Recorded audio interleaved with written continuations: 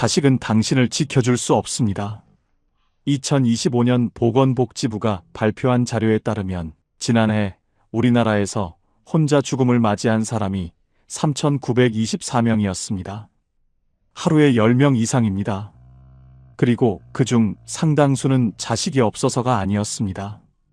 자식이 있었습니다. 연락처도 있었습니다. 그런데 혼자였습니다. 이것이 오늘 우리가 마주해야 할 현실입니다. 자식은 당신을 사랑합니다. 그러나 자식의 사랑이 당신의 하루를 채워줄 수는 없습니다. 밥을 먹여줄 수는 있어도 외로움까지 먹여줄 수는 없습니다. 곁에 있어줄 수는 있어도 당신 대신 살아줄 수는 없습니다. 그렇다면 무엇이 당신을 지킵니까? 평생을 바쁘게 살았습니다. 자식 키우고, 가정 지키고, 일하고. 그런데 막상 그 모든 것이 끝나고 나서 보니 정작 나 자신을 위해 쌓아둔 것이 없습니다. 그 막막함 느껴보신 적이 있으십니까? 오늘 이 이야기는 바로 그 막막함에서 시작합니다. 나이 들어 살아보니 자식보다 훨씬 더 든든한 것들이 있습니다. 거창하지 않습니다. 지금 당장 오늘부터 시작할 수 있는 것들입니다. 오늘 이 이야기가 끝날 때 당신은 그 해답을 얻을 것입니다. 젊었을 때 우리는 믿었습니다. 자식만 잘 키우면 된다고. 자식이 잘 되면 내 노후도 괜찮을 것이라고. 그 믿음으로 살았습니다. 먹고 싶은 것 참고, 입고 싶은 것 참고, 쉬고 싶을 때 참았습니다. 자식을 위해서라면 무엇이든 할 수 있었습니다. 그런데 나이가 들고 나서 보니 그 자식이 나를 지켜줄 수 없다는 것을 압니다. 자식이 나쁜 것이 아닙니다. 자식도 자기 삶이 있습니다. 자기 아이가 있고, 자기 빚이 있고, 자기 걱정이 있습니다. 자식이 부모를 사랑하는 마음은 진짜입니다. 그러나 그 사랑이 부모의 하루를 매일 채워줄 수는 없습니다. 전화 한 통이 반갑고 방문 한 번이 기쁘지만 그것만으로 하루하루를 살 수는 없습니다. 반대로 젊었을 때 그토록 중요하다고 생각했던 재산도 명예도 마찬가지입니다. 재산은 생각보다 빨리 줄어듭니다. 병원비, 생활비, 예상치 못한 일들이 생각보다 훨씬 많습니다. 명예는요? 명예는 퇴직하는 날 함께 사라집니다. 퇴직하고 나서 이전 직장에 전화 한 통 해보신 분들은 아십니다. 내가 그곳에서 얼마나 빨리 잊혀지는지를. 그것이 씁쓸하지만 그것이 현실입니다. 그러면 남는 것은 무엇입니까? 그 질문 앞에서 많은 분들이 막막해집니다. 긴 세월을 열심히 살았는데 정작 나를 지켜줄 것이 무엇인지 모르겠다는 그 막막함. 오늘 이 이야기가 그 막막함에 답을 드립니다. 이 6가지를 가진 사람은 나이가 들어도 흔들리지 않습니다. 외롭지 않습니다. 두렵지 않습니다. 천천히 함께 들어가 보겠습니다. 첫 번째 무기는 건강입니다. 이것이 가장 먼저입니다. 가장 기본이고 가장 강력하고 가장 확실한 무기입니다. 몸이 무너지면 모든 것이 무너집니다. 돈이 있어도, 친구가 있어도, 하고 싶은 것이 있어도 몸이 따라주지 않으면 아무 소용이 없습니다. 반대로 몸이 괜찮으면 다른 것들이 조금 부족해도 살아낼 수 있습니다. 그런데 많은 분들이 건강을 무기라고 생각하지 않습니다. 당연히 있어야 하는 것이라고 생각합니다. 그러다가 건강을 잃고 나서야 비로소 그것이 얼마나 귀한 것이었는지를 압니다.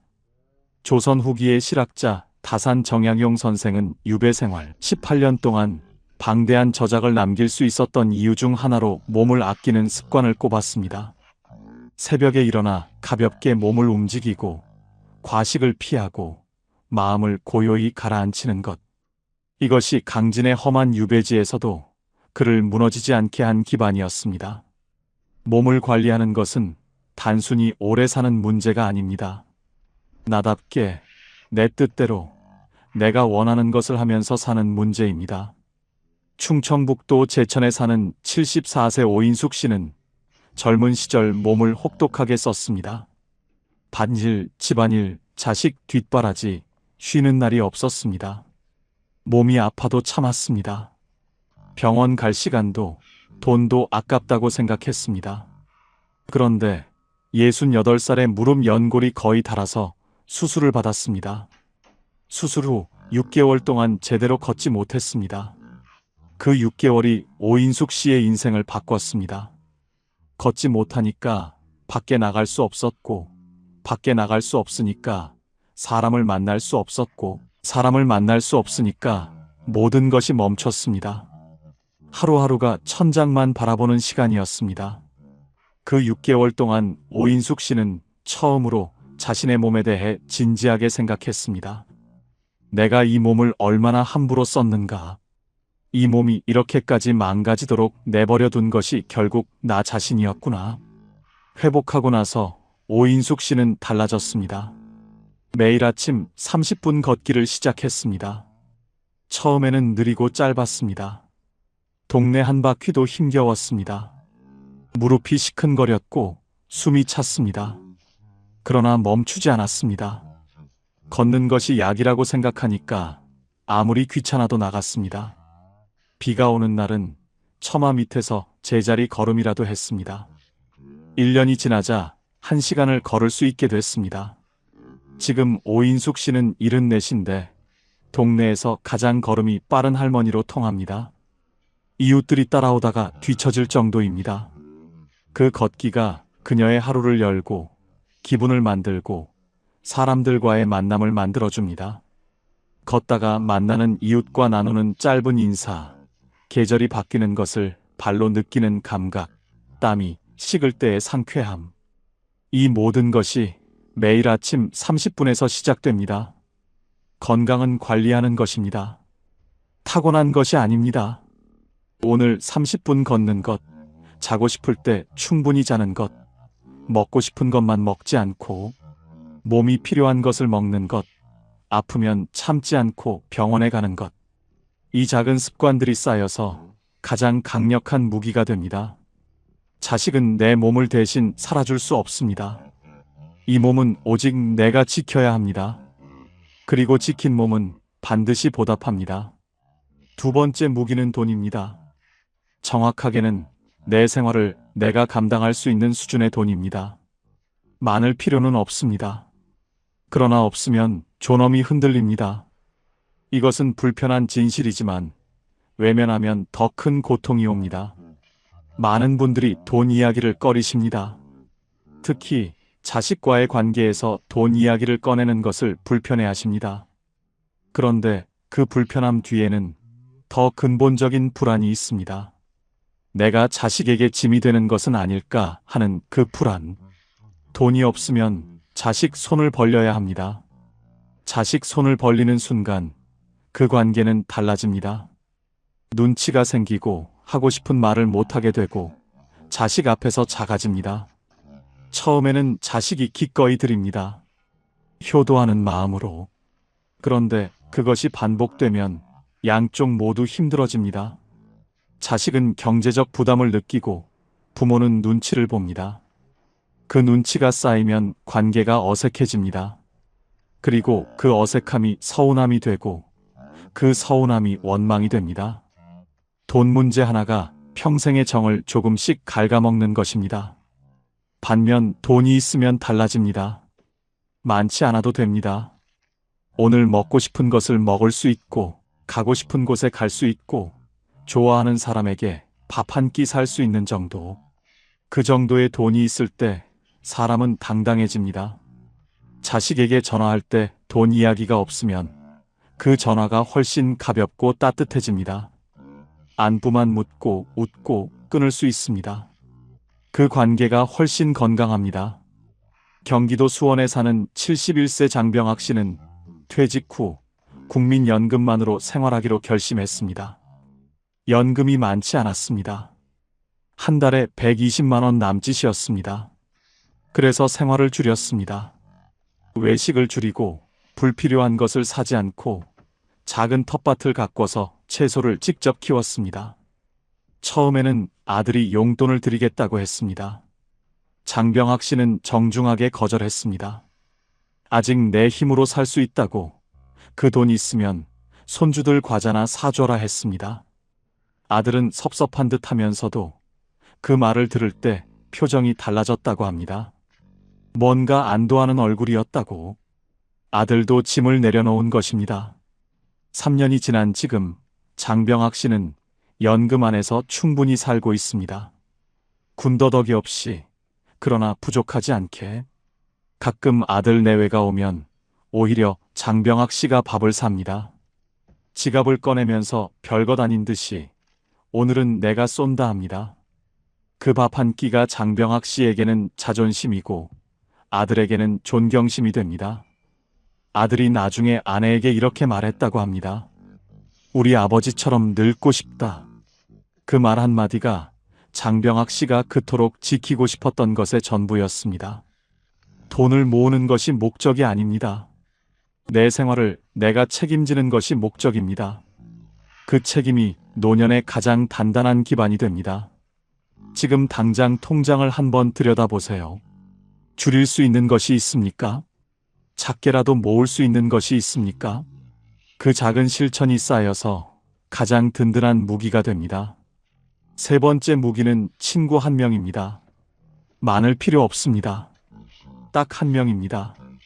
진심으로 통하는 한 사람, 전화하면 반가운 목소리로 받아주는 한 사람, 힘들다고 말했을 때 다 안다는 듯이 들어주는 한 사람. 그 한 명이 있는 사람과 없는 사람은 노년의 무게가 전혀 다릅니다.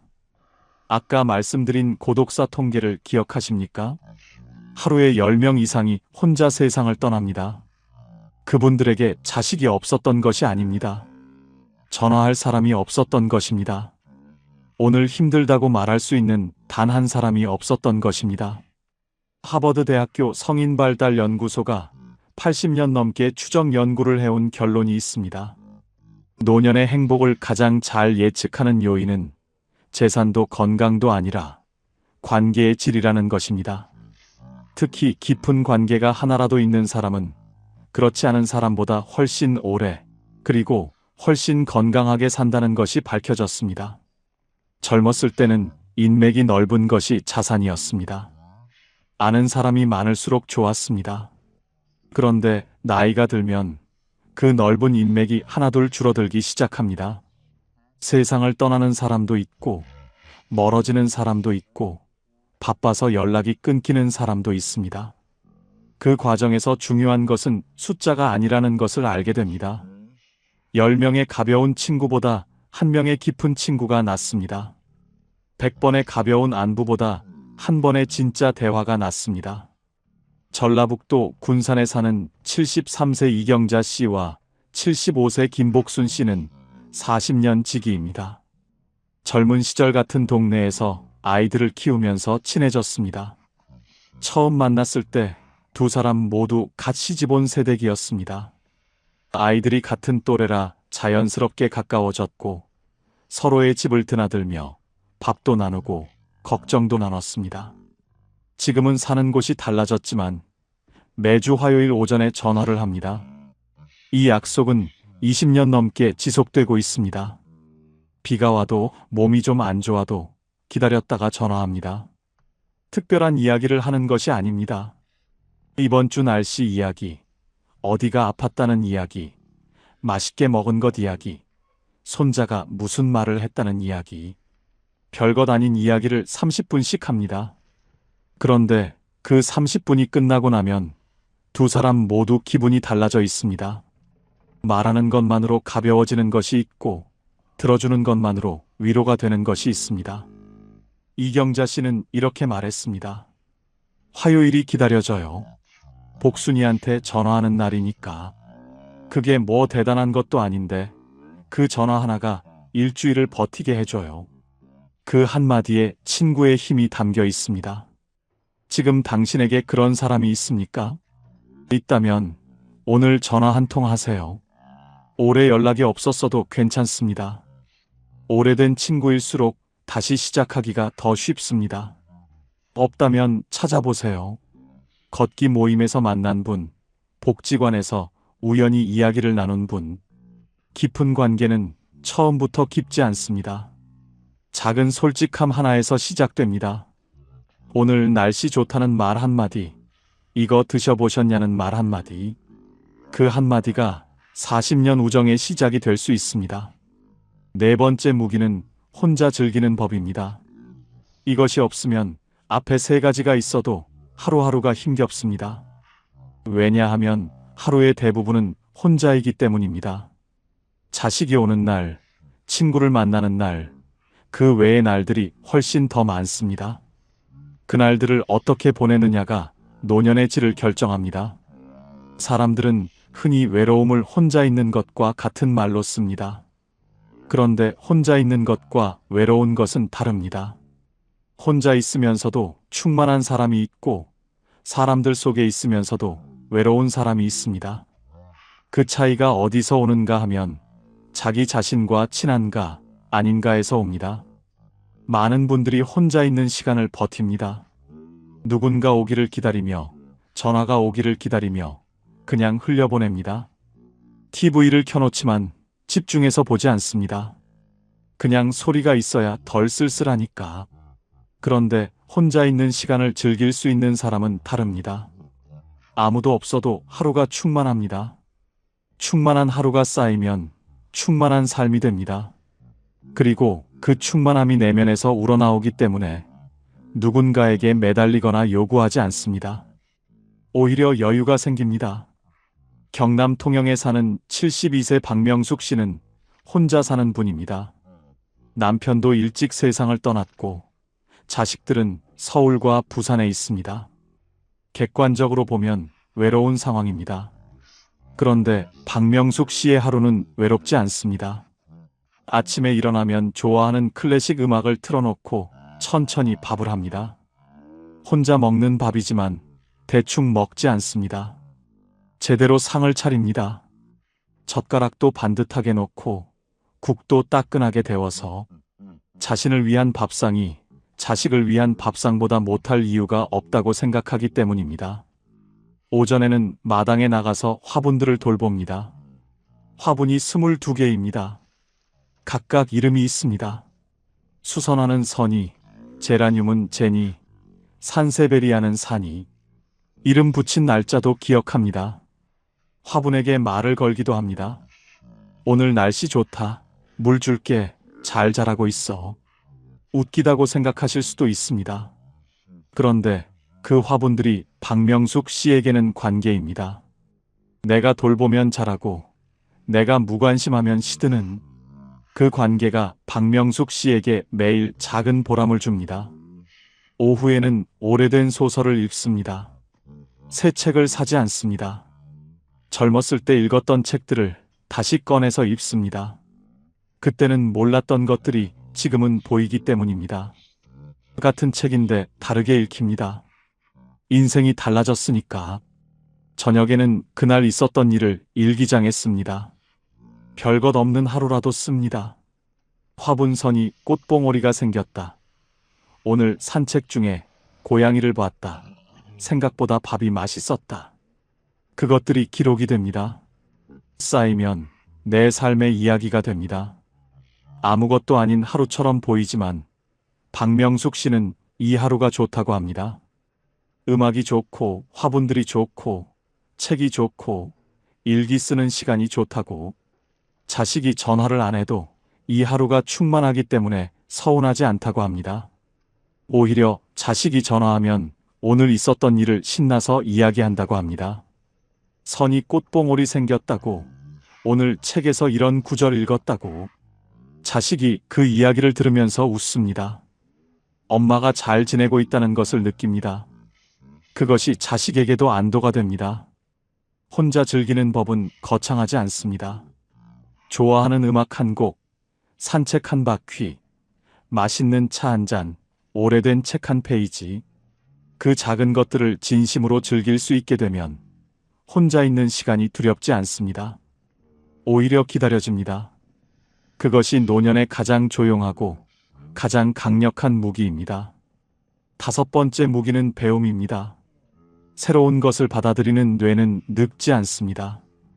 이것은 단순한 위로가 아닙니다. 과학적 사실입니다. 뇌는 새로운 자극을 받을 때 새로운 신경 연결을 만듭니다. 이것을 뇌의 가소성이라고 합니다. 나이와 상관없이 작동하는 능력입니다. 배우는 것을 멈추는 순간 뇌는 빠르게 굳기 시작합니다. 반대로 나이가 들어서도 새로운 것을 배우는 사람은 뇌가 활발하게 작동합니다. 인지 기능이 유지되고 치매 위험이 낮아지고 삶의 의욕이 높아진다는 것이 여러 연구에서 밝혀졌습니다. 그러나 더 중요한 것은 수치 너머의 이야기입니다. 배우는 사람은 표정이 다릅니다. 눈빛이 다릅니다. 대화가 다릅니다. 어제 새로 알게 된 것을 이야기하는 사람의 눈에는 생기가 있습니다. 그 생기가 주변 사람을 끌어당깁니다. 자식이 존경하는 부모는 많이 배운 부모가 아닙니다. 지금도 배우려는 부모입니다. 새로운 것에 호기심이 있는 부모, 모르는 것을 인정하고 배우려 하는 부모, 그런 부모를 자식은 존경합니다. 그리고 그 모습이 자식에게, 손자에게 삶의 태도로 전해집니다. 서울 강북구에 사는 76세 홍재만 씨는 72의 스마트폰 사용법을 배웠습니다. 주민센터에서 하는 무료 교육이었습니다. 처음에는 자존심이 상했습니다. 이 나이에 젊은 강사 앞에서 스마트폰을 배운다는 것이 초라하게 느껴졌습니다. 강의실 의자에 앉으면서도 마음속으로 이걸 내가 왜 하나 싶었습니다.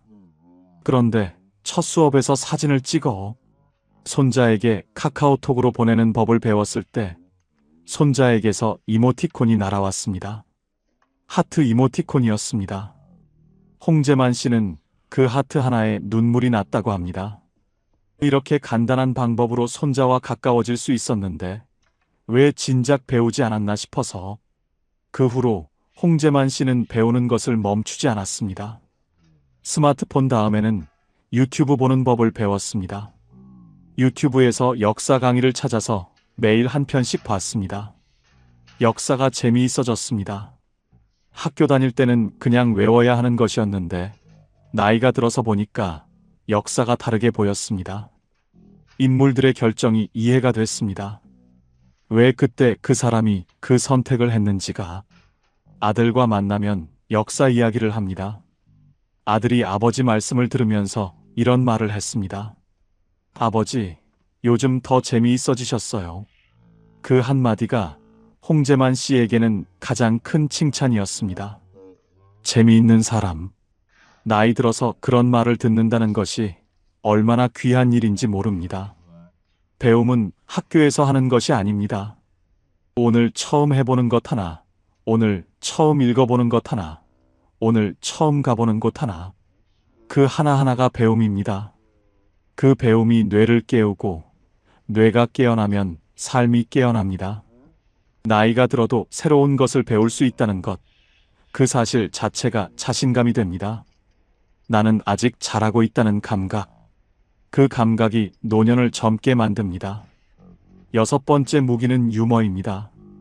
이것이 마지막이지만 어쩌면 가장 특별한 무기입니다.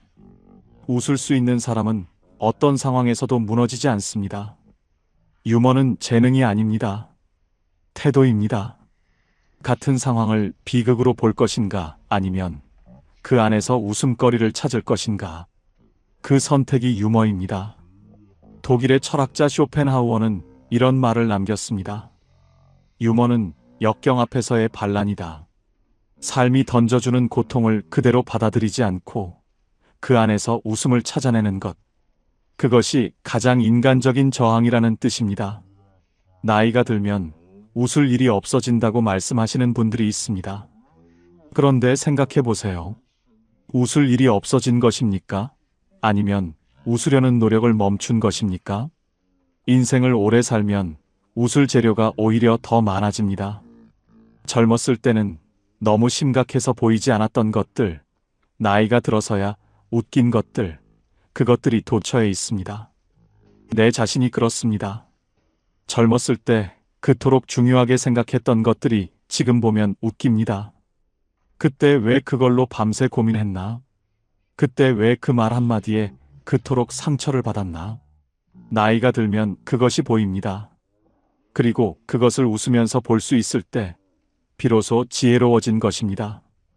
인천 중구에 사는 78세 노경자 씨는 동네에서 유명한 분입니다.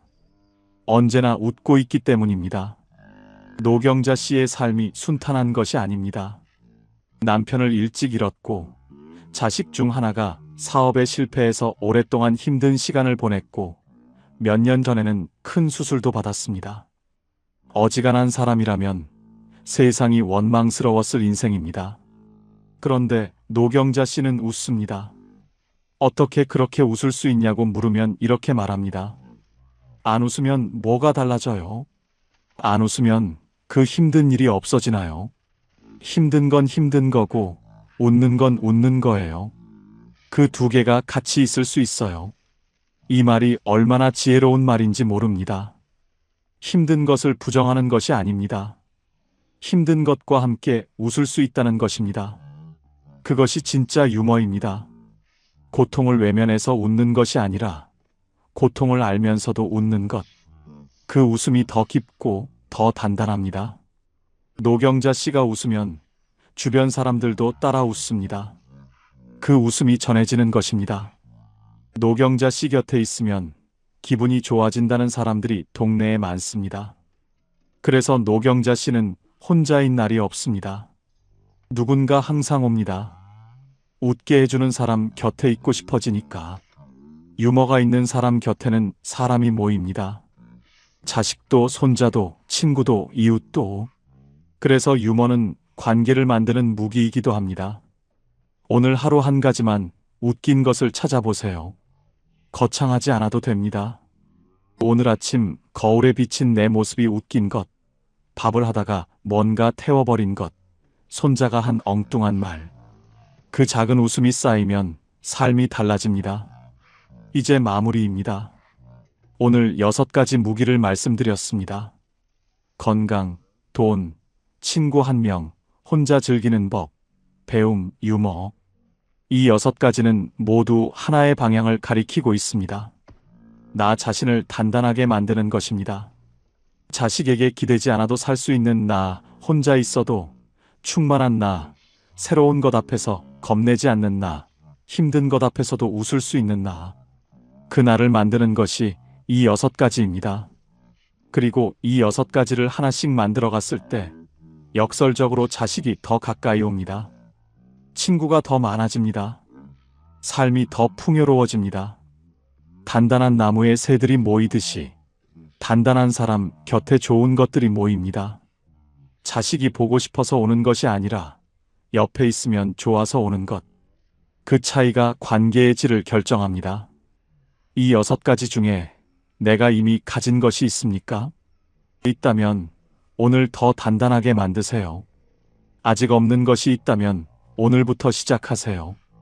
건강은 오늘 30분 걷는 것에서 시작됩니다. 돈은 오늘 하나를 덜 쓰는 것에서 시작됩니다. 친구는 오늘 전화 한 통에서 시작됩니다.